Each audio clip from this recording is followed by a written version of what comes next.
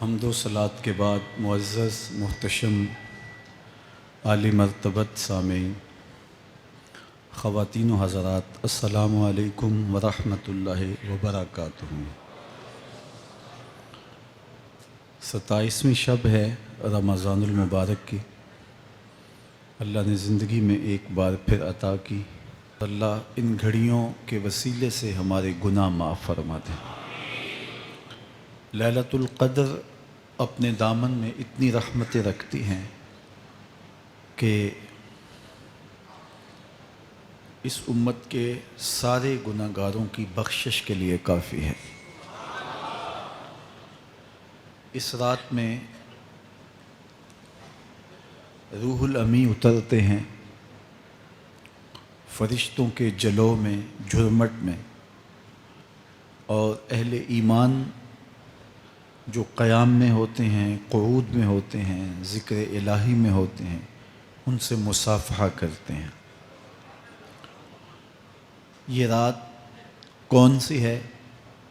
ترکی خیمے میں چٹائی ایک سمت کر کے سر انور حضور نے باہر نکالا اور فرمایا کہ لیلۃ القدر کو آخری عشرے میں تلاش کرو۔ اور ایک روایت کے لفظ یہ ہیں کہ آخری عشرے کی تاک راتوں میں تلاش کرو۔ وہ تاک رات کون سی ہے؟ اس کو مخفی رکھا گیا۔ حضرت ابی بن کعب رضی اللہ تعالی عنہ صحابی رسول ہیں، فرماتے ہیں میں قسم کھاتا ہوں کہ وہ رات 27ویں شب ہے۔ حضرت بایزید بسطامی علیہ رحمہ فرماتے ہیں مجھے زندگی میں یہ رات 2 بار ملی ہے اور دونوں بار 27ویں شب ہی تھی۔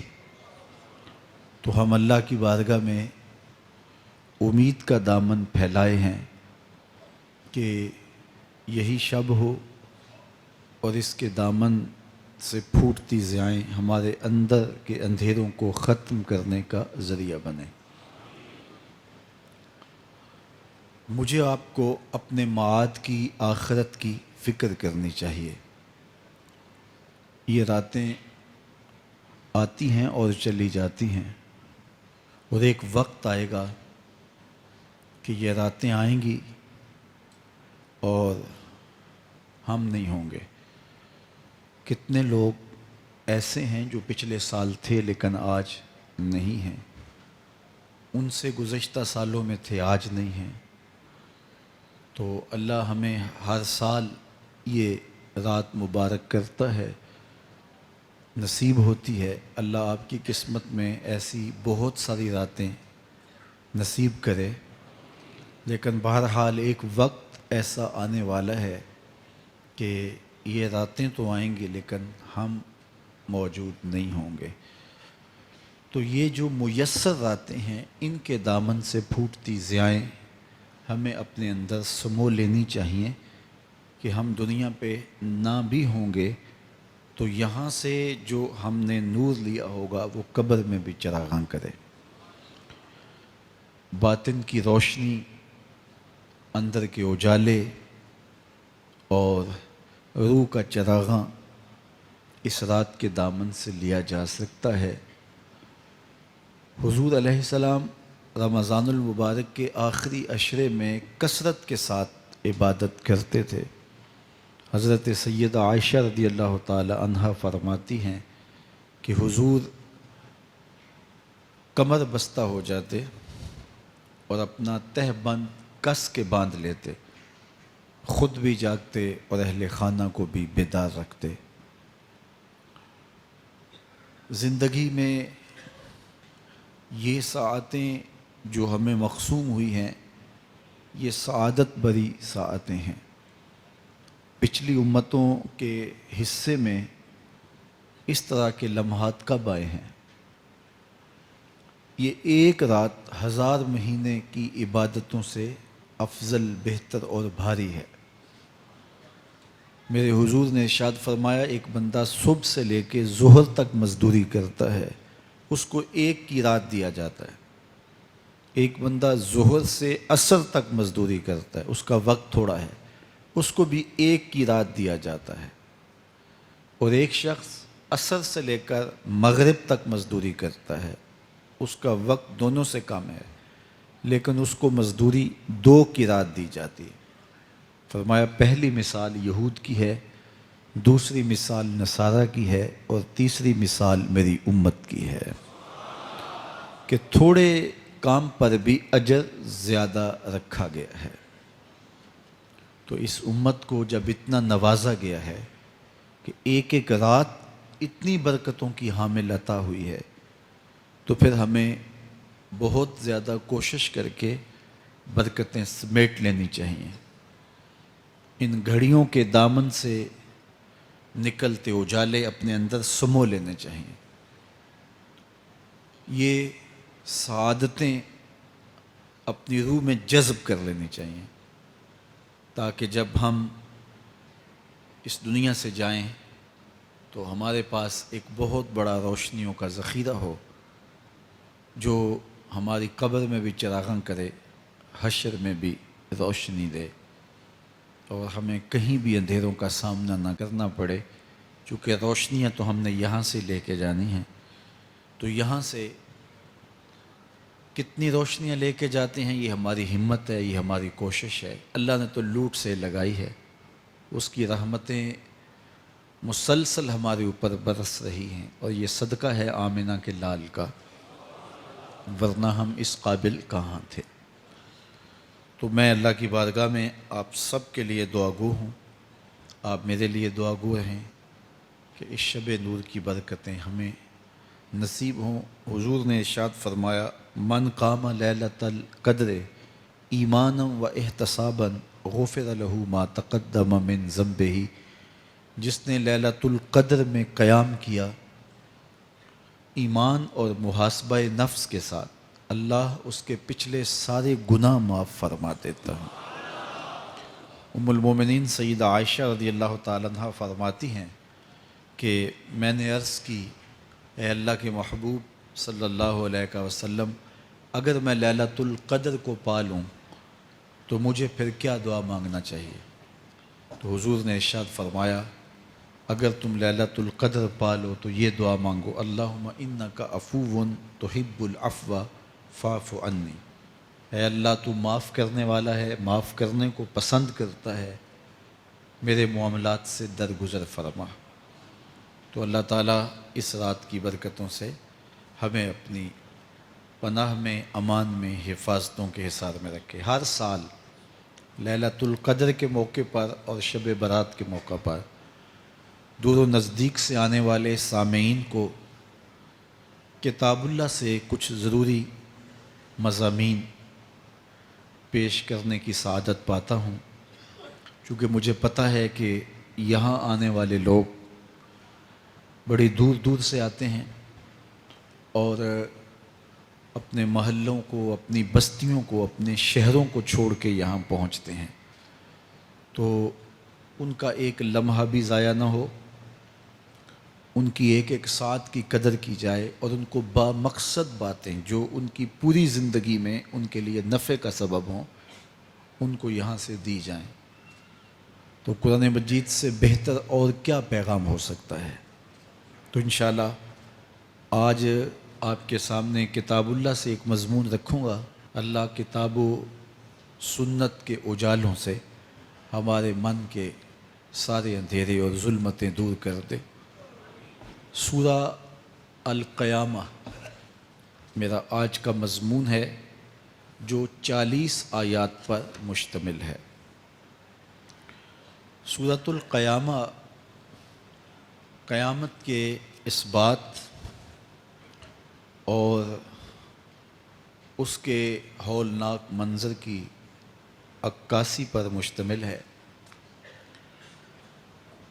معاد کا یقین ہماری زندگی میں نظم پیدا کرتا ہے۔ اگر کسی قوم کو احتساب کا یقین نہ ہو تو اس کی زندگی بے ربط ہو جاتی ہے، لوٹ مار کا بازار گرم کر لیتا ہے کہ مجھے کون پوچھنے والا ہے۔ لیکن جس قوم میں احتسابی عمل مضبوط ہو وہاں لوٹ مار کا بازار گرم نہیں ہو سکتا۔ تو دنیا کے اوپر نظم قائم رکھنے کے لیے احتسابی عمل بہت ضروری ہے۔ دنیا بھر کے دانشور یہ بات کہتے آئے ہیں۔ اگر جرائم ختم کرنے ہیں تو انصاف فراہم کرنا پڑے گا۔ اگر عدالتیں قابل فروخت مال بن جائے، تھانے بکنے لگ جائیں، تو پھر معاشرے جرائم سے پاک نہیں رہ سکتے۔ تو عدالتی نظام اگر بے لاگ ہوگا اور انصاف لوگوں کی دہلیز تک پہنچے گا تو معاشرے ستھرے اور پاکیزہ ہوں گے اور ایک خوبصورت معاشرتی نظم قائم ہوگا۔ تو احتسابی عمل اور عدالتی نظم اچھا رکھنے کے نتائج ہم اپنی آنکھوں سے دیکھتے ہیں۔ تو کیا آخرت کا احتساب ہونا ضروری نہیں، جہاں افراد کا اور قوموں کا فرد عمل پیش ہو اور پھر جزا و سزا ان کو دی جائے؟ تو اسلام نے جو معاد اور آخرت کا تصور دیا ہے، یہ فرد اور قوم کی زندگی میں ایک نظم پیدا کرتا ہے۔ لیکن ہر دور میں جو مجرم ہوتے ہیں، جن کا کام ہی لوٹ مار ہوتا ہے، وہ کبھی نہیں چاہتے کہ احتسابی عمل مضبوط ہو۔ وہ چاہیں گے کہ عدالتیں قابل فروخت جنس بن جائیں، تھانوں کی بولیاں دی جا سکیں اور انصاف کبھی بھی قائم نہ ہو۔ تو بے لاگ احتساب کا وہ کبھی بھی رواج نہیں پڑنے دیں گے۔ جو لوگ آخرت کے تصور کو جھٹلاتے ہیں، ان ساری قوموں کو دیکھ لیں جنہوں نے آخرت کو جھٹلایا۔ وہ قومیں ہیں جو برائی میں لت پت تھیں اور گناہوں بھری زندگی بسر کر رہی تھی۔ اب ایسی قومیں کبھی پسند نہیں کرتی کہ کوئی آخرت بھی ہو جس کا خوف انہیں گناہوں کی اور بدیوں کی زندگی سے نکالے، کیونکہ وہ اس زندگی سے نکلنا ہی نہیں چاہتے۔ تو آخرت کا وہ ڈٹ کے انکار کرتے۔ قریش مکہ نے بھی آخرت کا ڈٹ کے انکار کیا اور کہا کہ ہم آخرت کو نہیں مانتے، چونکہ اگر وہ آخرت کو مان لیتے ہیں تو پھر زندگی کی تمام تر مکاریاں، دجل و فریب، تلبیسات، لوٹ مار، ظلم و جبر جو کمزوروں پر وہ روا رکھے ہوئے تھے، اس کا جواز باقی نہیں رہتا تھا۔ تو اس لیے انہوں نے اس کا ڈٹ کے انکار کیا۔ قرآن مجید کی جتنی بھی مکی صورتیں ہیں ان میں آخرت کا اثبات کیا گیا ہے اور معاد کو ثابت کرنے کے لیے دلائل دیے گئے ہیں۔ یہ سورہ القیامہ یہ بھی سورت نزول کے اعتبار سے مکی ہے۔ سورت کا آغاز قسم سے کیا جا رہا ہے، لا اقسم بیوم القیامہ، روز قیامت کی قسم یاد کرتا ہوں۔ اللہ تعالیٰ نے قیامت کے دن کی قسم کی۔ ولا اقسم بالنفس اللوامہ، اور قسم ہے ملامت کرنے والے نفس کی، اس جان کی قسم جو اپنے اوپر ملامت کرے۔ انسان کے اندر جو نفس ہے وہ اس کو برائی کا حکم دیتا ہے۔ حکم دینے والے کو آمر کہتے ہیں اور اسی سے مبالغہ کا صیغہ امارہ ہے، بہت زیادہ حکم دینے والا۔ تو جو نفس انسان کو برائی کا حکم دیتا ہے اس کو نفس امارہ کہتے ہیں۔ بہت زیادہ برائی کا حکم دینے والا. لیکن اللہ تعالیٰ جل شانہ دین کی برکت سے جب نفس کی اصلاح کرتا ہے تو نفس امارہ نفس لوامہ بن جاتا ہے، جو ملامت کرتا ہے، برائی پر بندے کو روکتا ہے. اندر ایک جنگ چلتی ہے، بندہ گناہ کرتا ہے لیکن اندر اس کا نفس اس کو ملامت کرتا ہے کہ تم غلط کر رہے ہو. تو اندر جو جنگ چل رہی ہوتی ہے، نفس ملامت کر رہا ہوتا ہے، گناہ بھی چل رہا ہوتا ہے، تمام عمر طوفان سے کھیلتے گزری، نیا کے ڈوبنے کا ڈر بھی رہا. تو یہ اندر جو کھینچا تانی ہے، ملامت اور گناہ، پھر توبہ بھی ہوتی ہے، پھر گناہ بھی سرزد ہو جاتے ہیں. تو یہ نفس لوامہ جو گناہ سے بندے کو روکتا ہے، اللہ تعالیٰ جل شانہ نے اس نفس لوامہ کی قسم کی ہے کہ مجھے قسم ہے انسان کے نفس لوامہ کی، جو اس کو برائی سے روکتا رہتا ہے اور خیر کی طرف اس کو بلاتا رہتا ہے. تو قیامت کی قسم کی اور نفس لوامہ کی قسم کی. اور جب نفس مزید ترقی کرتا ہے اور پھر اندر نیکی کی قوتیں پنپتی ہیں تو ایک وقت آتا ہے کہ پھر انسان نیکی ہی کے ماحول میں جینا شروع کر دیتا ہے. تو پھر نفس کو اطمینان ملتا ہے. اس نفس کو نفس مطمئنہ کہتے ہیں. اور جب نفس مطمئنہ بن جائے تو قیامت کے دن اللہ تعالیٰ جل شانہ آواز دے گا کہ میرے لیے گناہوں کو چھوڑنے والے آجا، تیرا رب تیرا منتظر ہے. سورہ الفجر میں ارشاد فرمایا، یا ایتھا النفس المطمئنہ ارجعی الی ربک راضیۃ مرضیہ فادخلی فی عبادی وادخلی جنتی. اے نفس مطمئنہ آجا، تیرا رب تیرے پہ راضی اور تو رب پہ راضی، میرے بندوں میں داخل ہو کے میری جنت میں داخل ہو جا.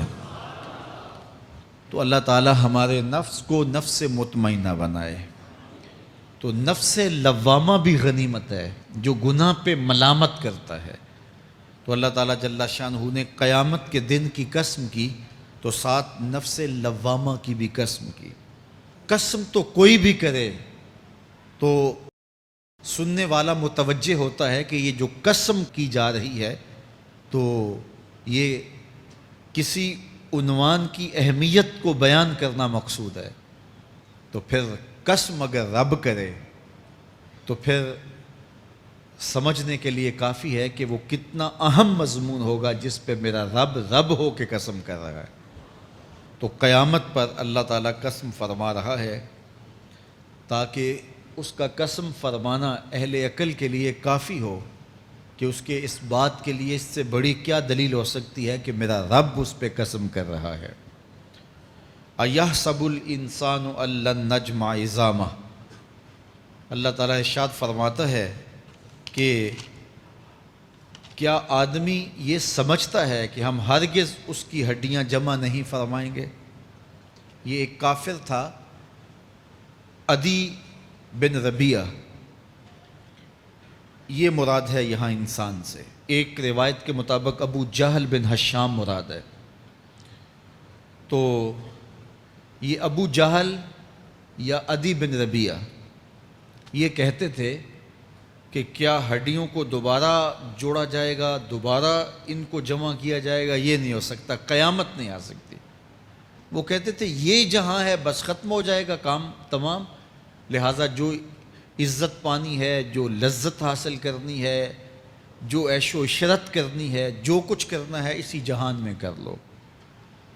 آج کل بہت سارے لوگوں کا رویہ بھی یہی ہے کہ بس ٹھیک ہے، یہ دنیا ہی سب کچھ ہے، آخرت بس ایک اعتقاد کی حد تک ذہن کے کسی گوشے میں ہے، 2 لمحوں کے لیے خیال آیا تو رک گئے، پھر اپنی وہی ڈگر کی زندگی. لیکن آخرت جب تیقن کی اس منزل تک پہنچ جائے پھر انسان کہ اعمال کے اندر خود بخود جو ہے وہ نظم پیدا ہو جاتا ہے کہ چونکہ میں اللہ کے حضور پیش ہونا ہے اور ایک ایک عمل کا میں نے حساب دینا ہے۔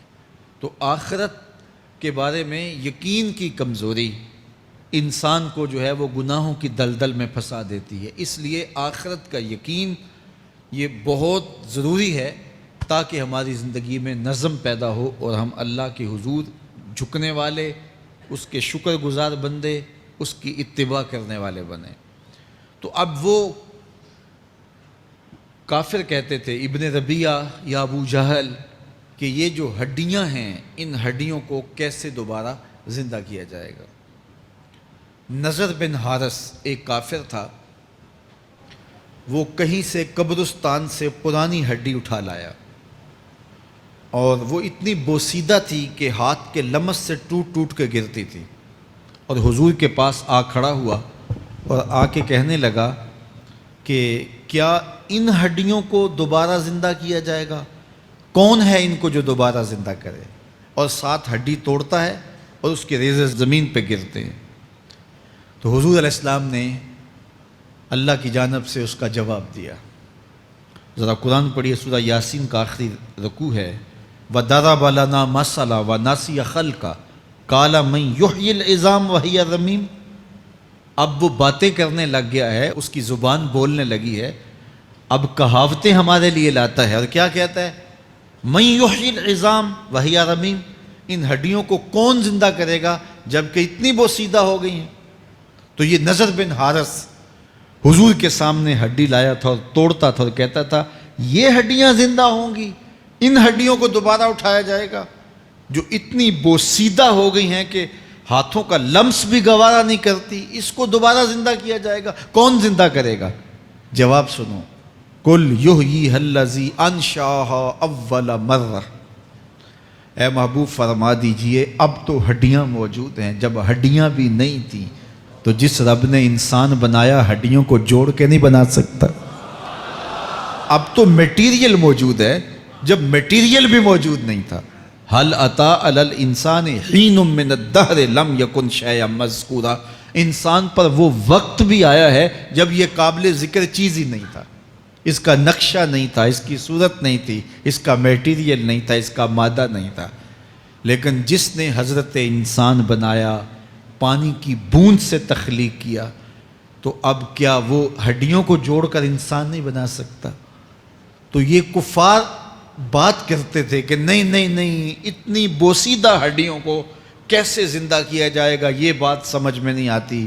پھر ان کے ذرے بکھر گئے، بعض انسانوں کو جانور چیڑ پھاڑ کے کھا گئے، کچھ وہ کھا گئے، کچھ ہڈیاں پڑی رہ گئیں، کچھ ان کی ہڈیاں راکھ بن کے اڑ گئیں۔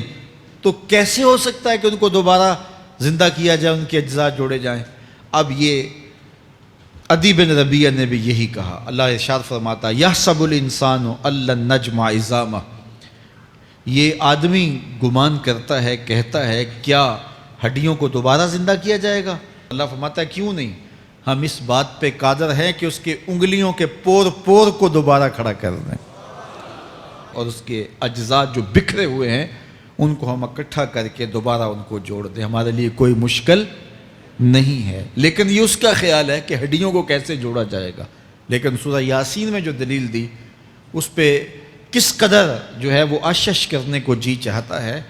فرمایا کہ قُلْ يُحْيِيهَا الَّذِي أَنشَأَهَا أَوَّلَ مَرَّةٍ، یہ کہتے ہیں یہ ہڈیاں کون جوڑے گا؟ کہا جب ہڈیاں بھی نہیں تھی، جس نے ہڈیاں بنائی اس کے لیے جوڑنا کیا مشکل ہے؟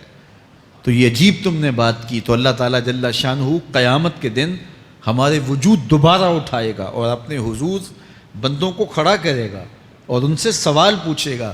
یہ نہیں ہے کہ جو مرضی کرتے گئے، ایک آدمی نے ظلم کیا، جبر کیا، زیادتیاں کی، لوگوں کا حق لوٹا، لوگوں کا مال غصب کیا، عزتیں پامال کی، اور اتنا مؤثر تھا کہ عدالتیں وہ خرید لیتا تھا، کچہریاں وہ خرید لیتا تھا، پولیس وہ خرید لیتا تھا، کوئی سے پوچھنے والا نہیں تھا، اس کی بات چلتی تھی، اس کا فون چلتا تھا، اس کا رکا چلتا تھا، عیش و عشرت کی زندگی گزاری اور مر گیا، ہزاروں کے حق غصب کر کے، ہزاروں کا مال ہڑپ کر کے، لوگوں کی آبروئیں لوٹ کے مر گیا اور قبر میں چلا گیا، بس قصہ ختم۔ اب نہ وہ اٹھے گا، نہ اس سے حساب لیا جائے گا، تو پھر انصاف کہاں گیا؟ ایک عدالت ایسی ہونی چاہیے کہ جس عدالت میں اس کو بھی پکڑا جائے اور ٹکٹکی پہ باندھا جائے کہ دنیا پر تو کسی نے تجھے پکڑا نہیں، آ اس عدالت میں تیرے خلاف سلطانی گواہ بھی موجود ہیں اور تجھے گناہوں کا، جرم کا بدلہ بھی دیا جائے گا، اور منصف جو ہے وہ انصاف کرے اور ان مظلوموں کو کھڑا کیا جائے کہ دنیا پر تو تمہاری داد رسی کسی نے کی، اس دربار میں تمہاری پوری پوری داد رسی کی جائے گی۔ عقل مانتی ہے کہ ایک ایسا دربار ہونا چاہیے، ایسا احتسابی عمل ہونا چاہیے، ایک ایسی عدالت لگنی چاہیے کہ جس کا کہیں جسے انصاف نہیں ملا اس کو وہاں جا کے انصاف ملے، اور وہ دن قیامت کا دن ہے۔ اس کا یقین زندگی میں نظم پیدا کر دیتا ہے اور تھر تھر بدن کانپتا ہے کہ آج اگر ہم مؤثر بھی ہو جائیں اور کسی کے سامنے جواب دہ نہ ہوں، لیکن ایک عدالت تو ہے جہاں ہم نے جواب دہ ہونا ہے اور اپنے ایک ایک عمل کا حساب دینا ہے۔ تو اللہ ارشاد فرماتا ہے کہ اس عدالت کے سامنے تم نے پیش ہونا ہے، تمہارے جوڑ جوڑ کو اللہ تعالیٰ دوبارہ کھڑا کرے گا اور اس کو دوبارہ تخلیق کرے گا اور پیدا کرے گا، اور تم دوبارہ کھڑے ہو جاؤ گے، اس کی حضور پیش ہوگے۔ بل یرید الانسان لیفجر امامہ، بلکہ آدمی چاہتا ہے کہ اس کی نگاہ کے سامنے بدی کرے۔ استغفر اللہ۔ یہ ایک ظالم کافر تھا، وہ حضور کی خدمت میں آیا، کہنے لگا میں نہیں مانتا قیامت آئے گی۔ حضور نے اس کو دلائل دیے، تو جب دلائل کے سامنے بے بس ہو گیا تو کہنے لگا کہ جس قیامت کی آپ بات کرتے ہیں وہ قیامت آ بھی گئی تو میں نہیں مانوں گا۔ اللہ اکبر۔ تو وہ انکار کرنے والوں کی انتہا ہوتی ہے، اور ذرا دیکھیے وہ کیا بول رہا ہے، بل یرید الانسان لیفجر امامہ۔ اس کی سرکشی دیکھیے، اس کا تمرد دیکھیے۔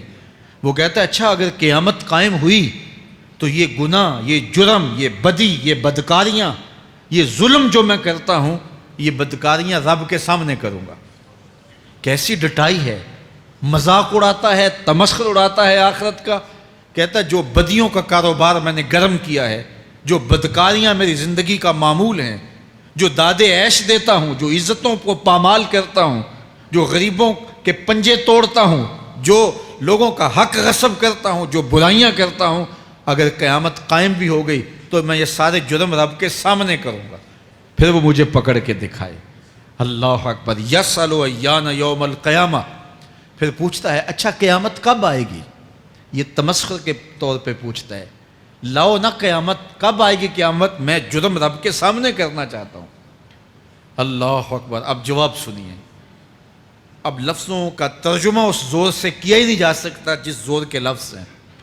وہ کہتا ہے قیامت کب آئے گی؟ میں تو یہ جرم رب کے سامنے کرنا چاہتا ہوں، کوئی قیامت نہیں ہے، مذاق اڑاتا ہے۔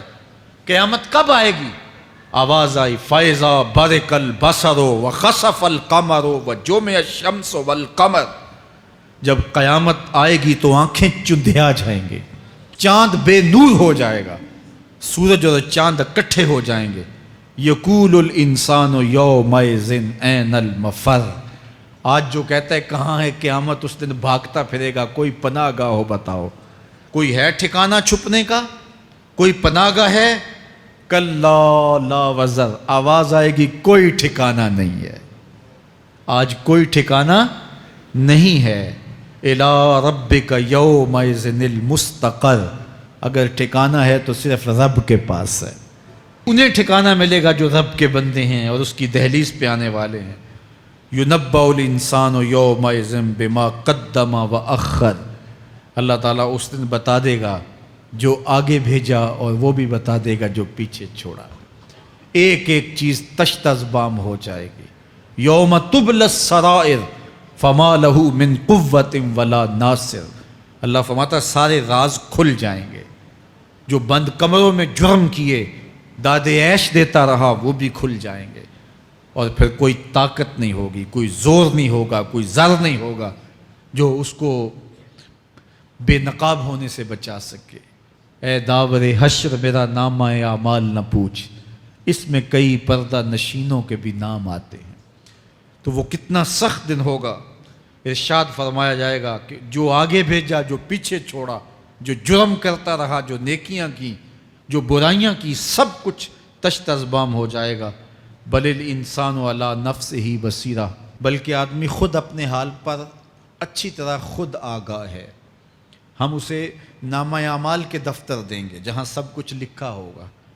قرآن بتاتا جب نامہ اعمال سامنے آئے گا تو وہ بے ساختہ پکار اٹھے گا، ما لہذا الکتاب لا یغادر صغیرۃ ولا کبیرۃ الا احصاها۔ ہائے اس کتاب کو کیا ہوا، اس نے چھوٹی بڑی کوئی بات نہیں چھوڑی، سب کچھ لکھ دیا۔ نامہ اعمال سامنے ہوگے، زمین بولے گی، ہاتھ پاؤں بولیں گے، فرشتے بولیں گے، کرامن کاتبین بتائیں گے یہ کیا کیا جرم کرتا رہا، کیا کیا گناہ کرتا رہا۔ تو اس دن ہر شے سامنے آ جائے گی۔ تو یہ تو ثبوت ہوں گے ہی ہوں گے، لیکن اللہ فرماتا ہے ثبوت تو اپنی جگہ، لیکن بل الانسان علی نفسہ بصیرہ، کیا انسان کو خود نہیں پتا کہ وہ کہاں کھڑا ہے؟ اس کو اپنے جرائم کی فہرست خود یاد ہے، اس کے ضمیر پہ خود اس کا بوجھ موجود ہے۔ اسے یہ نامہ اعمال نہ بتاتے، فرشتے نہ بتاتے، پھر بھی اسے پتا تھا کہ میں کیا ہوں اور کہاں میں نے جرم کیا ہے۔ وَلَوْ أَلْقَى مَعَاذِيرَهُ، اللہ اکبر، اگر اس کے پاس جتنے بہانے ہوں سب لا ڈالے، جب بھی کوئی اس کا بہانہ نہیں سنا جائے گا۔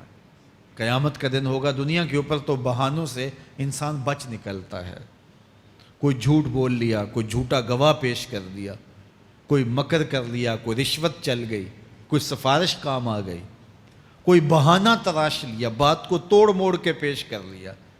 لیکن قیامت کا جب دن ہوگا تو کوئی نہ جھوٹا گواہ چلے گا، نہ رب کی پولیس رشوت لیتی ہے، نہ وہاں انصاف کے خلاف کوئی کام ہوگا، اور نہ ہی کوئی بہانہ چل سکے گا۔ اللہ اکبر۔ دوسری بات مفسرین نے یہ بھی لکھی کہ بعض اوقات یہ ہوتا ہے کہ انسان اپنے گناہ پر، اپنے جرم پر کوئی بہانہ تلاش کر کے لوگوں کو مطمئن کر لیتا ہے۔ جو اس نے جرم کیا، کسی سے زیادتی کی، کسی کا حق غصب کیا، تو لوگوں نے ملامت کی تو وہ کوئی بہانہ تلاشتا ہے اور لوگوں کو مطمئن کر لیتا ہے۔ بعض اوقات لاجواب کر دیتا ہے، بعض اوقات مطمئن بھی کر لیتا ہے۔ وہ لوگوں کو تو مطمئن کر لیتا ہے لیکن وہ خود مطمئن نہیں ہو سکتا۔ جس نے جرم کیا ہوتا ہے، جرم اس کو اندر سے ڈستا رہتا ہے، اس کا ضمیر اس کو ٹھوکریں مارتا رہتا ہے، اندر کی بے چینی اسے تنگ کرتی رہتی ہے۔ اگرچہ وہ دلائل سے، مکر و فریب سے، باتوں کو توڑ موڑ کے عذر کر لیتا ہے، کوئی بہانہ بنا لیتا ہے، لیکن اس کے باوجود اس کے اندر کوئی چین، اندر کوئی اطمینان نہیں ہوتا۔ اللہ اکبر۔ تو مجرم بے چین رہتا ہے۔ آج ہماری بے چینیوں کا ایک سبب ہمارا مالک کی دہلیز سے منہ موڑنا اور بہت سارے دیدہ نادیدہ گناہوں کا ارتکاب کرنا ہے۔ جب ہم سے سستیاں ہو جاتی ہیں، کوتاہیاں ہو جاتی ہیں، تو وہ گناہ ہمارا پیچھا نہیں چھوڑتے اور ہمیں بے چین اور مضطرب رکھتے ہیں۔ تو بعض اوقات جو ہے وہ ہم کہتے ہیں کہ پتہ نہیں بے چینی کیا ہے۔ بے چینی گناہوں کی ہے۔ گناہ طبیعت میں بے چینی پیدا کر دیتا ہے، سکون نہیں آنے دیتا۔ اطمینان کی دولت چھن جاتی ہے جب کوئی شخص گناہ کرتا ہے، اور یہ لازمی نہیں ہے کہ وہ کسی کا حق غصب کرے، اس نے کسی کی عزت ہی پامال کی ہو، اس نے کسی کی آبرو پہ حملہ کیا ہو۔ اگر نماز چھوڑی ہے تو بے چینی یہ بھی کم نہیں ہے، یہ رب کی نافرمانی ہے۔ اگر اس کی نظر بھٹکی ہے تو یہ بھی کم بے چینی نہیں دیتی۔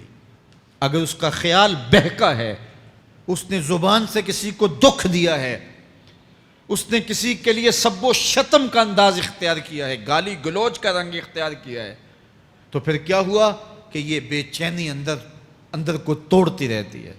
انسان چلتا پھرتا ہے لیکن اسے طمانیت نہیں ملتی، اسے سکون نہیں ملتا۔ سکون کب ملے گا؟ سکون تب ملتا ہے جب کسی سے زیادتی کی ہو تو اس سے جا کے معافی مانگ لی جائے، اور اس لجاجت کے ساتھ معافی مانگی جائے کہ وہ مجبور ہو جائے معاف کرنے پہ، تو پھر اندر طمانیت اتر جاتی ہے۔ اگر رب کی نافرمانیاں کی ہیں تو لیلۃ القدر کے دامن میں اس سے معافی مانگ لو، اتنی لجاجت سے معافی مانگو، اس قدر رو کے معافی مانگو، ترلے منت پہ اتر آؤ، ہاتھ جوڑو، آنسو بہاؤ، چیخو چلاؤ، رو، اس کی دہلیز سے لپٹ جاؤ، اس سے اپنے گناہوں کی معذرت کرو. جب مالک نے معاف کر دیا اندر کی ساری بے چینیاں مٹ جائیں گی, دل کو قرار مل جائے گا, دل کو تسکین نصیب ہوگی. تسکین اس کی دہلیز سے تمہیں ملے گی. یہ اندر سے پھوٹتی ہے, باہر سے نہیں آتی ہے. تسکین کے قافلے اندر ہی اترتے ہیں, اندر سے اس کے سوتے پھوٹتے ہیں, اس کے چشمے پھوٹتے ہیں. ہم باہر سے ڈھونڈتے ہیں, باہر سے تسکین نہیں ملتی, یہ اندر سے آئے گی. اس لیے اس دل کے اوپر لگے ہوئے میل کچیل کو, غلاظت کو دور کر لو اور کھرچ دو دل کے اوپر پڑے ہوئے جتنے بھی زنگ ہیں. تو پھر نتیجہ کیا ہوگا؟ دل ستھرا ہوگا, مصفا ہوگا, مزکا ہوگا. تو پھر دل پر نور ہوگا. تو پھر آپ کو زندگی گزارنے کا لطف اور سرور اور مزہ آنے لگ جائے گا. تو انسان جب دلیلیں تراشتا ہے, اس سے ایک بعض اوقات اپنے آپ کو بھی مطمئن کرنے کی کوشش کرتا ہے, اوروں کو بھی مطمئن کر لیتا ہے, لیکن حقیقت میں اطمینان نہیں ہوتا, وہ بے چینی ہوتی ہے. تو اللہ تعالیٰ جل شانہ اس کہانی کو بیان کرتے ہوئے ایک اور مضمون کو بیان کیا, اور یہ بالکل درمیان میں جملہ معترضہ کے طور پہ جو ہے وہ نظر آ رہا ہے کہ بات تو چل رہی ہے, تو اچانک اللہ اپنے محبوب سے مخاطبہ فرماتا ہے اور کیا ارشاد کرتا ہے؟ لا تحرک بہ لسانک لتعجل بہ. تو یہ اچانک بات کیوں آ گئی؟ اصل بات یہ تھی کہ جب وحی نازل ہوتی تو آقا کریم علیہ السلام ہمہ تن گوش ہو کے اس وحی کو سنتے, پھر اس کو محفوظ کرنے کی فکر ہوتی کہ جو میں نے سنا ہے وہ اچھی طرح مجھے یاد ہو جائے. اور پھر آقا کریم علیہ السلام کی تیسری فکر یہ ہوتی کہ اس کے جو معارف ہیں, اسرار ہیں, اور اس کے جو ثمرات ہیں, اس کی جو تفصیلات اور نکلنے والے اس کے نتائج ہیں, وہ بھی اچھی طرح جو ہے وہ میں سمجھ پاؤں. تو یہ تین مشقتیں بیک وقت حضور گوارا کر رہے ہوتے. اب قیامت کا ہولناک منظر جو پیش کیا گیا, اور پھر انسان جب اپنے رب کی نافرمانی کرتا ہے تو جو اس کا حال ہوتا ہے, تو یہ سارے مضامین کو اللہ کے محبوب سن رہے تھے. حضور کے قلب اطہر پر گرانی آئی, اور میرے رب کو کیسے گوارا تھا. جو حضور سن رہے تھے جلدی جلدی اس کو زبان پہ لانا چاہ رہے تھے تاکہ وہ اچھی طرح ازبر ہو جائے, لیکن اللہ نے محبوب کی اس مشقت کو دیکھا تو فرمایا لا تحرک بہ لسانک لتعجل بہ. محبوب آپ اپنی زبان کو جنبش نہ دیں, آپ جلدی کرتے ہیں تاکہ وہ جو میں نے سنا ہے وہ میری زبان پہ آ جائے. ان علینا جمعہ و قرآن, یہ ہمارے اوپر ہے, ہم آپ کے دل میں جمع بھی کریں گے. جو آپ کو سکھایا ہے وہ آپ کو یاد بھی رہے گا, وہ آپ بھول نہیں سکیں گے. فَإِذَا قَرَأْنَاهُ فَاتَّبِعْ قُرْآنَ, اور جب ہم پڑھ لیں تو پھر اس کے بعد آپ اس کو دہرائیں پڑھیں. ثُمَّ إِنَّ عَلَيْنَا بَيَانًا, پھر اس کی تفصیل بھی ہمارے ذمہ ہے, اس کا بیان بھی ہمارے ذمہ ہے. اس سے وہ لوگ جو حجیت حدیث کا انکار کرتے ہیں اور پھر وہ کہتے ہیں کہ نہیں بس قرآن مجید کی آیات ہی ہیں, اس کے علاوہ اور کچھ نہیں ہے, وہ من اللہ نہیں ہے, تو یہاں غور کرنا ہے. ثم ان علینا بیانہ فرمایا گیا, پھر ہمارے اوپر ہے اس کا بیان جو آپ کو ہم القاء کریں. اور آقا کریم نے فرمایا, سنن نسائی کی روایت ہے, انما اوتیت القرآن ومثلہ معہ, مجھے قرآن دیا گیا اور قرآن جتنے اور علوم بھی میرے سینے میں رکھے گئے. تو صرف قرآن ہی نہیں اتارا گیا حضور کے سینے میں, حضور کے سینے میں بہت کچھ نازل کیا. حضور کا سینہ گنجینہ ہے اسرار و معانی کا, اور اللہ تعالیٰ جل شانہ نے اپنے محبوب کو بہت کچھ عطا کیا. یہ بیان کرنے کے بعد فرمایا کلا بل تحبون العاجلہ وتذرون الآخرہ. اللہ اکبر. کوئی نہیں بلکہ یہ جو تم لوگ ہو اے کافرو, تم اس چیز کو پسند کرتے ہو جو بالکل نقد ہے, جو جلد ملنے والی ہے. دنیا کا سودا نقد ہے, دنیا کے نفع نقد ہیں, دنیا کی لذات نقد ہیں. شیطان کہتا ہے اب چوری کرو اب مال آئے گا, اب زنا کرو اب لذت ملے گی, اب ڈاکہ کرو اب امیر ہو جاؤ گے. تو دنیا کے سودے نقد ہیں اور آخرت کے وعدے ادھار ہیں. وہ ارشاد فرمایا بل تحبون العاجلہ, تم دنیا کی جو عاجل چیزیں ہیں, جو بالکل نقد سودے ہیں, تم ان کے پیچھے پڑتے ہو. وتذرون الآخرہ, اور آخرت کو چھوڑتے ہو. دوسرے مقام پہ ارشاد فرمایا سورہ الاعلیٰ میں بل تؤثرون الحیات الدنیا والآخرۃ خیر و ابقی، تم دنیا کی جیتی زندگی کو ترجیح دیتے ہو، حالانکہ آخرت بہتر بھی ہے اور دائمی بھی۔ میں آپ کی توجہ چاہوں گا، آخرت بہتر بھی ہے اور دائمی بھی، لیکن تمہاری ترجیح یہ دنیا ہے جس کی آخرت کے مقابلے میں کوئی حیثیت ہی نہیں ہے۔ حضور نے ارشاد فرمایا، اگر کسی کو جنت میں ایک کوڑا رکھنے کی جگہ مل جائے، ایک ڈنڈا رکھنے کی جگہ مل جائے، دنیا و ما فیہا کی دولتوں سے وہ زیادہ قیمتی ہے۔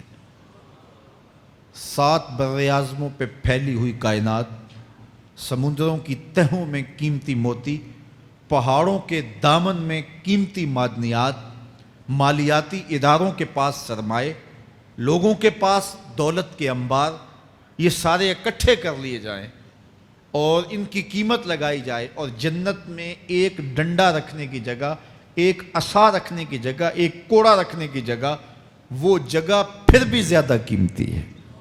پراپرٹی ویلیو ہوتی ہے نا، وہ کہتے ہیں کہ دور دراز دیہات سے 10 ایکڑ فروخت کریں تو یہاں ہمارے بائی پاس پہ اگر لیں تو 1 کنال جگہ آئے گی، 10 ایکڑ فروخت کر کے یہاں 1 کنال ملے گی، اور اگر آپ مزید اس کو فروخت کر کے مزید جو ہے وہ کسی مہنگے علاقے میں چلے جائیں تو ہو سکتا ہے 2 مرلے اس 10 ایکڑ کے مقابلے میں آئیں۔ تو اس طرح مختلف جگہوں کی پراپرٹی ویلیو ہوتی ہے۔ اللہ کے محبوب جنت کی پراپرٹی ویلیو بتا رہے ہیں۔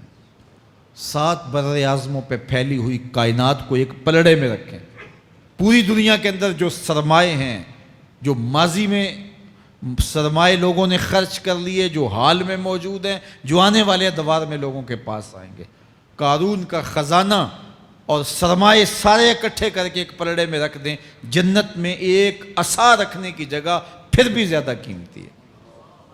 تو پھر دنیا کی آخرت کے مقابلے میں قیمت کیا ہوئی؟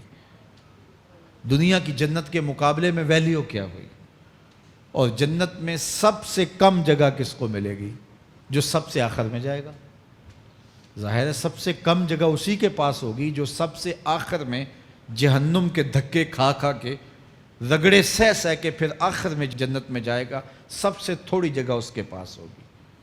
حدیث پاک میں آتا ہے، بخاری میں آتا ہے، حضور نے ارشاد فرمایا کہ جب جہنم سے آخری جہنمی نکالا جائے گا تو اللہ تعالیٰ اسے پوچھے گا، بتا تیری کوئی آرزو؟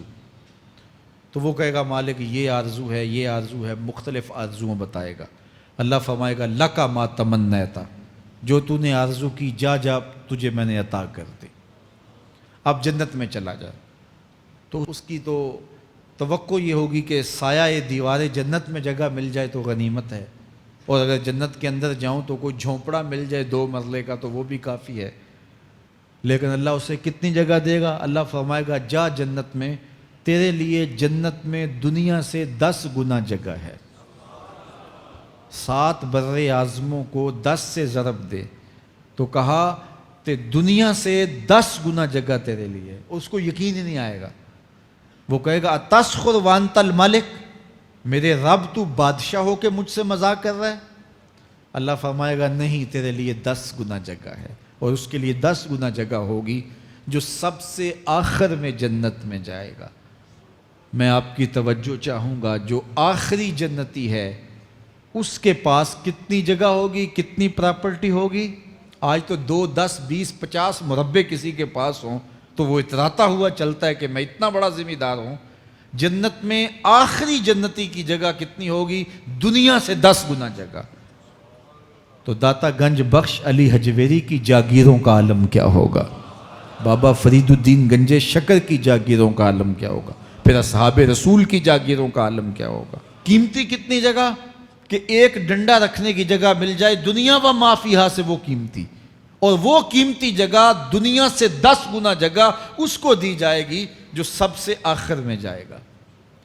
تو مجھے بتائیے، اس سے بڑا بے وقوف کوئی ہے جو آخرت کو برباد کر کے دنیا کا سودا کرتا ہے؟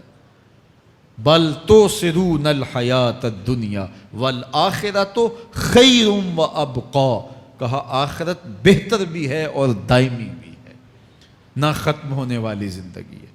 تو یہاں بھی ارشاد فرمایا، کلا بل تحبون العاجلہ وتذرون الآخرہ، تم نقد کے پیچھے دوڑتے ہو، آخرت جو ادھار ہے اس کی پرواہ نہیں کرتے ہو۔ یہ نقد تمہیں مل بھی جائے، پہلی تو بات ہے ملتی نہیں ہے، دنیا تمہارے آگے بھاگتی ہے اور تم پیچھے بھاگ رہے ہو۔ کچھ حصہ تمہیں مل بھی گیا تو وہ کتنے سالوں کے لیے؟ 60 سال 70 سال، یہ تو بڑی لمبی زندگی ہیں۔ ہمارے ہاں 45 سال ایوریج نکالی گئی ہے۔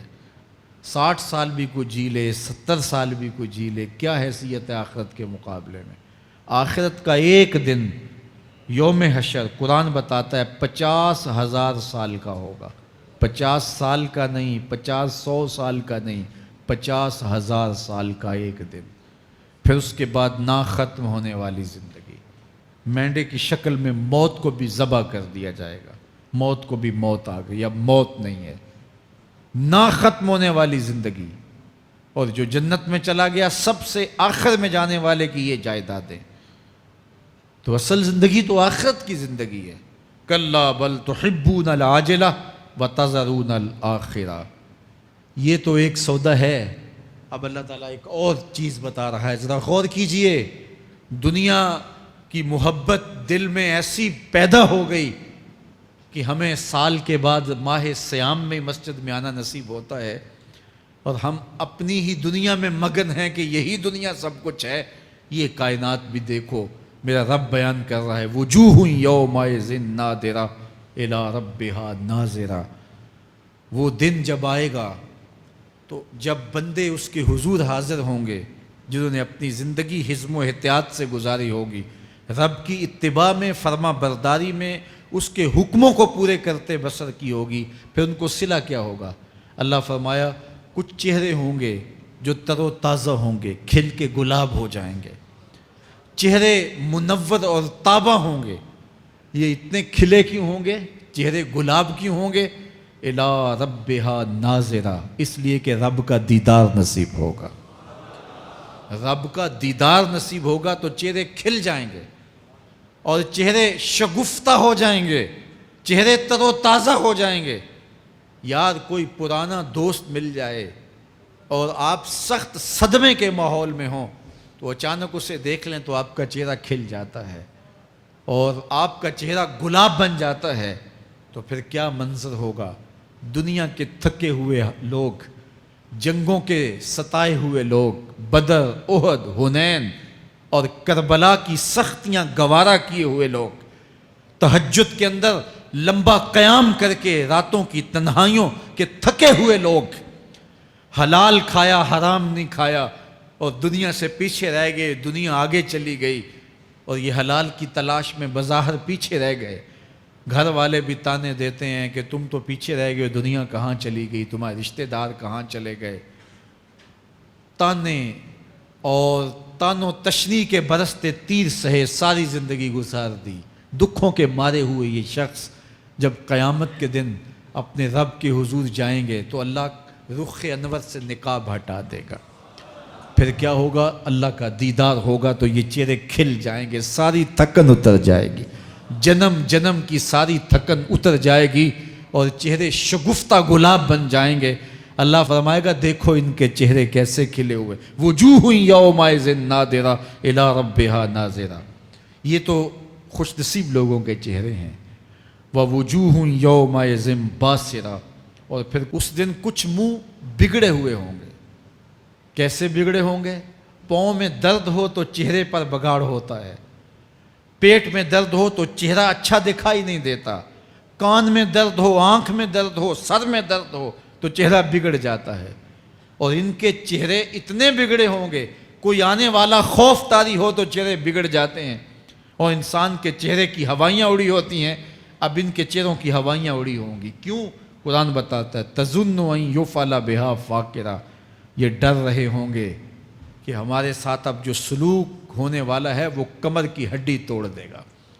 ہم نے رب کے حکموں کو توڑا، ہم نے پرواہ نہیں کی، ہم سمجھے دنیا میں آئے ہیں تو ہماری دنیا ہے، آوارہ ہوں، خواہشات نفس کے مطابق زندگی گزاریں، آنکھیں بے حیائی میں لگی رہیں، سوچیں آوارگی میں لگی رہیں، کان نغمے سنتے رہے، زبان جھوٹ بکتی رہی، ظلم و جبر کا بازار گرم رکھا، عصمتیں عزتیں پامال کرتا رہا، لوگوں کا مال لوٹتا رہا، حق غصب کرتا رہا، کلیجی اور دل چیرتا رہا، لوگوں کو زخمی کرتا رہا، لوگوں کے جذبات سے کھیلتا رہا، پرواہ ہی نہیں کی کہ یہ دنیا ہے، امتحان گاہ ہے، چند دنوں کے لیے آئے ہیں، اللہ کے حضور پیش ہونا ہے، عملوں کا حساب ہونا ہے۔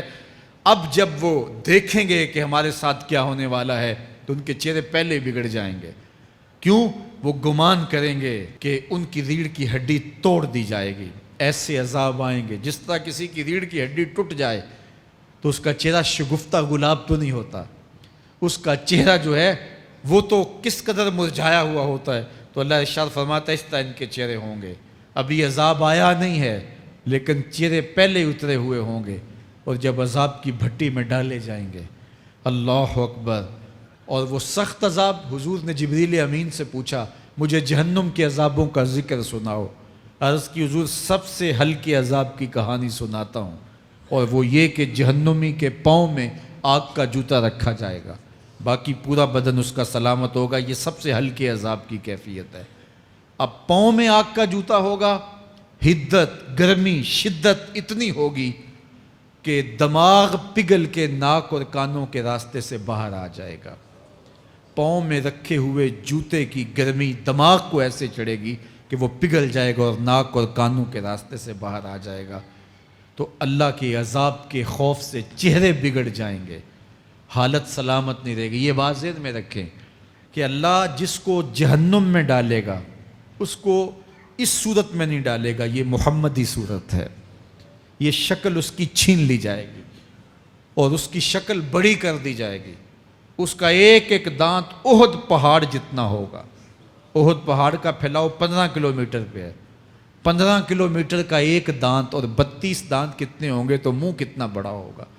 اس کو اتنا بڑا اس لیے کیا جائے گا تاکہ وہ عذاب کی تکلیف زیادہ سہے۔ 70 گز موٹی کھال ہوگی، اور کھال جل جائے گی تو اللہ قرآن میں فرماتا ہے ہم نئی کھال دے دیں گے تاکہ عذاب کی تکلیف اس کو گوارا کرنی پڑے۔ پھر چیخے گا، چلائے گا، ہائے مجھے پانی دو، پانی دو، پیاس کی شدت ہے۔ 70 سال تک تو اس کی کوئی آواز ہی نہیں سنے گا۔ 70 سال کے بعد داروغہ جہنم چیخ کر کہے گا کیا مانگتا ہے؟ وہ بولے گا مجھے پانی چاہیے۔ کہا جائے گا تو بے بھی ملتا ہے پانی۔ پھر داروغہ جہنم اسے پانی دے گا، کوکا کولا کی بوتل دے گا یا پیپسی تھما دے گا یا منرل واٹر کی بوتل دے گا؟ نہیں، قرآن بتاتا ہے اسے مائے حمیم دیا جائے گا، کھولتا ہوا پانی، اور وہ اتنا گرم ہوگا جب پینے کے لیے چہرے کے قریب کرے گا اس سے اٹھتی ہوئی بھاپ کی وجہ سے چہرے کی کھال ادڑ کے اس کے اندر گر پڑے گی، لیکن اس کے باوجود اس کو پینا پڑے گا۔ اللہ فرماتا ہے یہ دنیا ہی سب کچھ نہیں ہے، سمجھ لیا یہی سب کچھ ہے، آخرت کو بھول گئے، صبح اٹھے کام پہ چلے گئے، شام آئے آوارگی میں چلے گئے، صدائیں آتی رہیں حی علی الصلاۃ حی علی الفلاح، کوئی پرواہ نہیں کی، نہ پیشانیوں نے سجدے کیے، نہ سوچوں میں پاکیزگی آئی، زندگی یوں گزار کے چلے گئے۔ ایسے نہیں، کہا ایک وہ ہوں گے جن کے چہرے شگفتہ گلاب ہوں گے، ایک وہ ہوں گے جن کے چہرے بگڑے ہوئے ہوں گے۔ اللہ اکبر، کلا اذا بلغت التراقی، یہ تو قیامت کا منظر ہے نا، قیامت سے قبل بھی ایک منظر ہے، اللہ اس منظر کو بھی بیان کر رہا ہے۔ کلا اذا بلغت التراقی، ہاں جب جان گلے کو پہنچ جائے گی، اے انسان تیرے اوپر وہ گھڑی بھی آنے والی ہے، وہ وقت بھی آنے والا ہے جب سانس اس ہنسلی میں اٹک جائے گا، جب سینے سے بھی سانس اوپر چلی گئی، اب ڈاکٹر بھی لا علاج قرار دے رہے ہیں کہ اب علاج نہیں رہا ہے، جان بس اب نکلنا چاہ رہی ہے، اور کہا جائے گا کوئی جھاڑ پھونک والا بلاؤ، اب ڈاکٹروں نے تو جواب دے دیا، اب سانس اٹک گئی گلے میں، چند لمحوں کی مہمان ہے، اب ڈاکٹروں نے کہا اب ہماری جانب سے لا علاج ہو گیا، اب لے جاؤ اس کو گھر یا وینٹیلیٹر پہ ڈال دیتے ہیں اس کو، بس اب ہماری جانب سے کوئی اس کا علاج نہیں ہے۔ اب گھر والے روتے ہیں، کہتے ہیں کوئی جھاڑ پھونک والا لاؤ، کوئی دم والا لاؤ، شاید وہ کوئی دم کرے تو اس کی جان میں جان آ جائے، ڈاکٹروں نے تو لا علاج قرار دے دیا۔ وَظَنَّ عَنَّهُ الْفِرَاقُ، اللہ فرماتا ہے یہ تو جھاڑ پھونک والے کو ڈھونڈ رہے ہیں، لیکن جس کی سانس یہاں اٹکی ہے وہ سمجھ گیا ہے اب موت آ گئی ہے، اس کو یقین ہو گیا ہے کہ اب موت کے لمحے آ گئے ہیں، اب میں بچ نہیں پاؤں گا، اب آنکھیں تاڑے لگی ہوئی ہیں۔ وَالْتَفَّتِ السَّاقُ بِالسَّاقِ، پنڈلی پہ پنڈلی چڑھ رہی ہے۔ جب موت آ جاتی ہے تو پھر پنڈلی سے پنڈلی لپٹ جاتی ہے، اس کو پھر جدا کرتے ہیں اور جدا کر کے دونوں انگوٹھے باندھ دیتے ہیں تاکہ پنڈلی کے اوپر پنڈلی نہ چڑھے۔ اللہ وہ منظر بیان کرتا ہے، صاحب یہ وقت آنے والا ہے جب دونوں انگوٹھے باندھ دیے جائیں گے، جب ناک میں روئی ٹھونس دی جائے گی، جب چٹے لباس میں کفن دیا جائے گا، جب غسال کے سامنے بے بس پڑے ہوں گے، وہ چاہے یہ بازو اٹھائے چاہے یہ بازو اٹھائے، گرم پانی ڈالے یا سرد پانی ڈالے، جب بس پڑے ہوئے ہوں گے جو ہے وہ غسل دینے والوں کے، اور ناک میں روئی ہوگی اور دونوں انگوٹھے آپس میں بندھے ہوں گے۔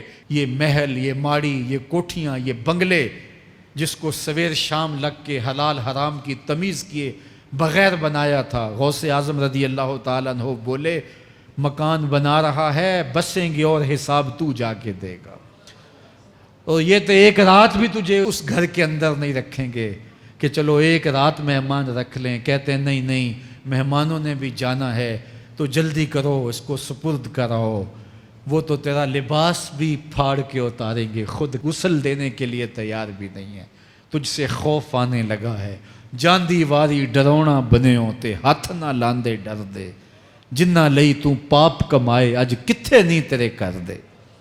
آج تو وہ تیرے ساتھ تجھے غسل دینے کے لیے آمادہ نہیں ہے۔ وَالْتَفَّتِ السَّاقُ بِالسَّاقِ، جب پنڈلی پہ پنڈلی چڑھنے لگ جائے گی، إِلَىٰ رَبِّكَ يَوْمَئِذٍ الْمَسَاقُ، اس دن تیرے رب کی طرف ہی لوٹ کے جانا ہے۔ فَلَا صَدَّقَ وَلَا صَلَّىٰ، اس نے نہ تو سچ مانا اور نہ نماز پڑھی، وَلَٰكِنْ كَذَّبَ وَتَوَلَّىٰ، ہاں جھٹلایا اور منہ پھیر کے چل پڑا۔ ثُمَّ ذَهَبَ إِلَىٰ أَهْلِهِ يَتَمَطَّىٰ، پھر اپنے گھر کو اکڑتا ہوا چلا۔ اولا لک فاولا ثم اولا لک فاولا، تیری خرابی آ پہنچی، ہاں تیری خرابی آ پہنچی۔ ایحسب الانسان ان یترک سدی، انسان دنیا میں یہ گمان کرتا ہے اس کو سدا چھوڑ دیا جائے گا۔ سدا عربی میں ایسے اونٹ کو کہتے ہیں جس کی مہار کسی کے ہاتھ میں نہ ہو، شترے بے مہار، جہاں مرضی جس گھاٹ سے چاہے پانی پیے، جہاں سے مرضی چارہ لے، تو اس شترے بے مہار کو کہتے ہیں سدا۔ تو یہ انسان بھی گمان کرتا ہے کہ میں بھی سدا ہوں، مجھے کوئی کیوں پوچھے، میرے جذبات پہ کوئی کیوں قدغن لگائے، مجھے کیوں روکے کوئی۔ بالخصوص جوانی کے ایام کے اندر جوان کو بڑا ہوتا ہے کہ کوئی مجھے کیوں، وہ تو ماں باپ کے کہنے میں بھی نہیں آنا چاہتا، وہ کہتا ہے کیوں مجھے روکتے ہیں، میری جوانی ہے، میرے جذبات ہیں، مجھے آزادی سے جینے دو، کیوں میرے راستے میں رکاوٹ بنتے ہو، میں سدا ہوں۔ اللہ فرماتا ہے نہیں، ایک اونٹ تو سدا ہو سکتا ہے، جس کو میں نے اشرف المخلوقات بنایا ہے اس کو تو سدا نہیں چھوڑوں گا، اس کو تو پابند بناؤں گا حکام کا۔ اب وہ کہتا ہے کہ نہیں نہیں، یہ کیسے دوبارہ اٹھائے جائیں گے؟ اب دوبارہ وہی بات پھر آ گئی، الم یک نطفۃ من منی یمنی، اللہ فرماتا ہے ایک بوند تھی نا، پانی کا ایک قطرہ تھا جو رحم مادر میں رکھا گیا، ثم کان علقہ، پھر وہ پانی کا قطرہ لوتھڑا بنا، فخلق فسوی، پھر اللہ نے اسے پیدا فرمایا اور پھر ٹھیک ہموار کیا، فجعل منہ الزوجین الذکر والانثی، پھر اس سے وہ جوڑ بنائے، کوئی مرد بنایا کوئی عورت بنائی۔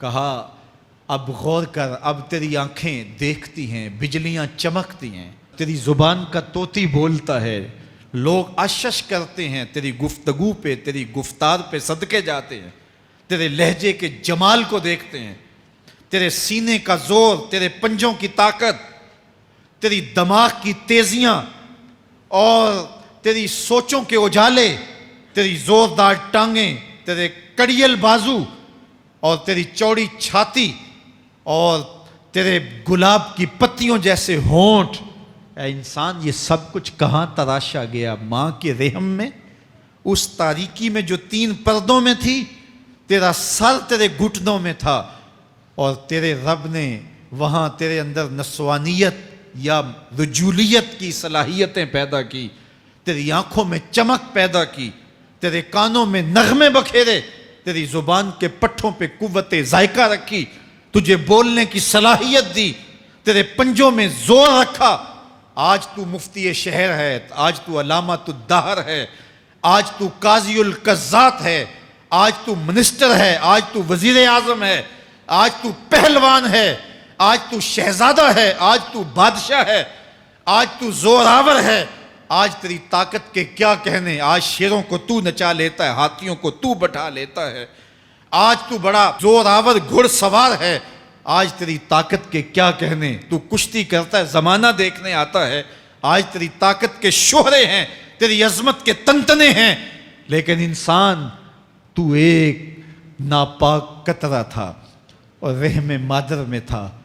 تیرے اندر یہ رنگ کس نے بھرے، تیرے کانوں میں نغمے کس نے رکھے، تجھے دماغ کی قوتیں کس نے دی، زبان کو بولنا کس نے سکھایا، آنکھوں میں توانائیاں کس نے رکھیں، تیری زبان کا طوطی بولتا ہے، یہ سلیقے کس نے دیے۔ پھر اللہ فرمایا، کتنا زوردار بیان ہے، الیس ذالک بقادر علی ان یحیی الموتى، جو ماں کے پیٹ میں ایک نطفے کو ایک خوبصورت انسان بنا سکتا ہے، ہڈیوں کو جوڑ کے دوبارہ انسان نہیں بنا سکتا؟ کیا وہ دوبارہ تجھے کھڑا نہیں کر سکتا اپنے سامنے پیش ہونے کے لیے، جس کے حکموں کو تو نے توڑا ہے، جس کے فرامین کا تو نے مذاق اڑایا ہے؟ کیا وہ اتنا ہی بے بس ہے کہ اپنے حضور تجھے جو ہے وہ کھڑا ہی نہیں کر سکتا ہے؟ جس رب نے تجھے ماں کے شکم میں شکل دی، حضرت شیخ فرید الدین عطار بولتے ہیں، سانے کزتی سلاتی می شود، ایسا کاریگر ہے مٹی سے بادشاہ بنا ڈالتا ہے۔ اس نے مٹی سے دارا و سکندر بنائے، اس نے مٹی سے جو ہے وہ رستم و سہراب بنائے، اس نے مٹی سے کیا کیا بنا دیا، جو مٹی سے بادشاہ بنا سکتا ہے، جو نطفہ رحم مادر سے جو ہے وہ شکل اور صورت اور رنگ اور جمال بنا دیتا ہے۔ تیری صورت نکھرتی ہے، تیرے ہونٹ گلابی ہیں اور تیری نرگسی آنکھیں ہیں، تیرے ریشمی بال ہیں اور تیری خوبصورت رنگت ہے، تو چال چلتا ہے تو لگتا ہے قیامت چل رہی ہے، تیرا قد رانا جو ہے وہ صنوبر کو شرماتا ہے، تیری گفتار کے تنتنے ہیں۔ جس نے اتنی خوبصورت شکل ماں کے رحم میں بنائی، کیا وہ ہڈیوں کو جوڑ کے دوبارہ انسان نہیں بنا سکتا؟ وہ دوبارہ انسان بنائے گا اور پھر تجھے اپنے حضور کھڑا کرے گا۔ اور ایک حدیث میں آتا ہے، اللہ بندے کو اپنے حضور کھڑا کرنے کے بعد اپنے سامنے سے ہٹنے نہیں دے گا جب تک 5 سوال نہیں پوچھ لے گا۔ ان عمرہ ہی فیما افنا ہو، اس کی عمر کے بارے میں پوچھے گا، کہاں ضائع کی؟ میں نے تجھے زندگی دی، 60 سال 70 سال 40 سال 50 سال، اس زندگی کو کہاں گزار کے آیا ہے؟ ان شباب ہی فیما ابلا ہو، اس کی جوانی کے بارے میں پوچھا جائے گا، جوانی کہاں گزار کے آیا ہے؟ مجنوں تو نہیں بنا رہا، خواہشات کا اسیر تو نہیں ہو گیا، دیوانوں کی طرح زندگی تو نہیں گزار کے آ گیا؟ تیری جوانی کسی چوک میں تو نہیں گزری، تیری جوانی آوارگی میں تو نہیں گزری، ساری رات سوشل میڈیا کے اوپر گندگی اور غلاظتیں تو نہیں دیکھتا رہا؟ تیری زندگی گزری کہاں ہے؟ تیری جوانی گزری کہاں ہے؟ اگر کوئی جواب نہ ہوا تو پھر کیا جواب دے گا؟ اور وہ کتنا خوش نصیب ہوگا جو کہے گا، مالک میری جوانی سجدوں میں گزری، میری جوانی قیام میں گزری، میری جوانی رکوع میں گزری۔ میرے حضور فرماتے ہیں، سبعۃ یظلھم اللہ فی ظلہ یوم لا ظل الا ظلہ، 7 اشخاص ایسے ہیں قیامت کے دن جب کوئی سایہ نہیں ہوگا، اللہ ان 7 کو اپنے عرش کا سایہ دے گا۔ ان میں سے دوسرا شخص میرے حضور نے بیان فرمایا، وشاب نشأ فی عبادت اللہ، وہ جوان جس کی جوانی اللہ کی عبادت میں گزری۔ جوانوں، اپنی زندگی کو مالک کی دہلیز پہ لے آؤ۔ جوانی وہی ہے جو مالک کی چوکھٹ پہ گزرے۔ اپنے دل کا تعلق جوڑو، عشق کرنا ہے تو پھر آمنہ کے لال سے کرو، محبت کا رشتہ ان سے جوڑو، تعلق کا ربط ان سے قائم کرو، جوانی کو دین کی راہ پہ ڈالو۔ اللہ اکبر، سنو میرے حضور کا فرمان، انا حبیب اللہ، میں اللہ کا حبیب ہوں۔ پھر فرمایا، الشاب التائب حبیب اللہ، جو جوان جوانی میں توبہ کرے وہ بھی اللہ کا حبیب ہے۔ आओ अल्लाह के हबीब बन जाओ, अल्लाह के हबीब बन जाओ, अल्लाह के हबीब बन जाओ, अल्लाह के महबूब बन जाओ। लैलतुल कदर की घड़ियां हैं, रात का पिछला पहर है। अल्लाह के हुजूर ये अहद करके उठो, मालिक जो ज़िंदगी गुजर गई, आइंदा जवानी का एक एक लम्हा तेरे लिए गुजरेगा। जीऊँगा तो तेरे लिए, मरूंगा तो तेरे लिए। मेरी एक एक सांस तेरे नाम वक्फ हुई, मेरी ज़िंदगी की एक एक साथ तेरे नाम वक्फ हुई। मैं अपना सब कुछ तेरे लिए पेश करता हूँ। मेरी ज़िंदगी का मालिक भी तू है, मेरी मौत व हयात का खालिक और मालिक भी तू है। ये ज़िंदगी तूने दी, तेरी अमानत है, तेरे हुजूर ही पेश करता हूँ। और लैलतुल कदर की घड़ियों में इस अज़म के साथ घरों को लौटो कि अल्लाह मेरी ज़िंदगी का एक एक लम्हा तेरे नाम हुआ, आने वाले मौसम तेरे नाम हुए, मेरी जवानी तेरे नाम हुई, मेरे आंसू तेरे नाम हुए, मेरी पेशानी तेरे नाम हुई, मेरे दिल की धड़कन तेरे नाम हुई, मेरी सलाहियतें तेरे नाम हुई। मेरी ज़ुबान बोलेगी तो तेरी तस्बीह बोलेगी, तेरे ज़िक्र के तराने पड़ेगी। मेरे कान सुनेंगे तो कुरान के नगमे सुनेंगे, मेरी आँखें देखेंगी तो मालिक तेरी कुदरत की निशानियाँ देखेंगी, तेरे रसूल का रोज़ा देखेंगी, तेरा काबा देखेंगी। मालिक मेरी ज़ुबान सच्चाई के नूर से माला माल होगी और मैं सारी ज़िंदगी तेरे नाम करता हूँ। और जब आप अपनी सारी ज़िंदगी अल्लाह के नाम कर देंगे तो फिर वो पूरी कायनात तुम्हारे नाम कर देगा कि मोहम्मद से वफ़ा तूने तो हम तेरे हैं, ये जहाँ चीज़ है क्या लौहो कलम तेरे हैं। अल्लाह आप सबको अपनी पनाह में, अमान में और हिफाजतों के हिसार में रखे।